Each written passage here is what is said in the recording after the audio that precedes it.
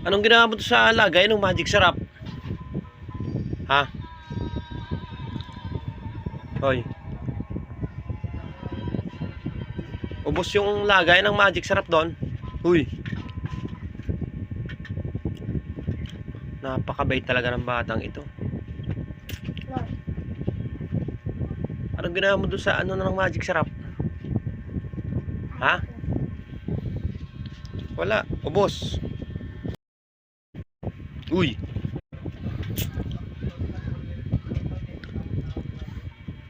Ito yung mabait na anak. Yan. Nako, nagkaroon ng problema rito. Malaking problema. Itong ginawa ng batang ito, tingnan nyo. Ito yung nagkaroon ng problema. Nako. Ito, meron tayong nakalagay na mga... Ay, ano to? Sa Pokemon. Ay, may iipis. Dito meron kaming toyo, mantika, suka, paminta. Tapos ito bakante, kalalagay lang ng mama niya. Nako, nawala ang laman. You know, nawala ang laman yung magic sarap, nawala ang laman. Oh. Kabibili lang ng lagayang ito, nilagyan ng ano. Ayan oh. Wala yung magic sarap oh. Ay oh. Puno yan, puno.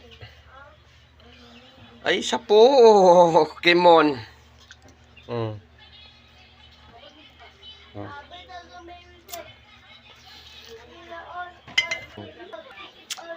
Galit na galit yung mama niya kasi nga napabayaanan, lalaro yung bata. Ayun, ang nilaro yung magic sarap. Bote. Nawala yung laman ng bote. Ayun. Ayun oh. Oh, ayan. Sinong salarin? Ito oh.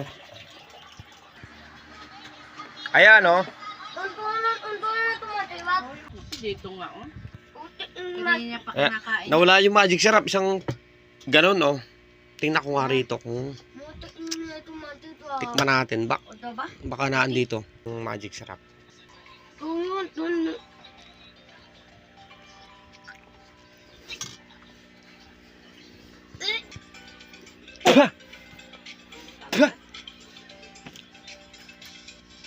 Nako! Dito lahat binubuo yung magic sarap mo.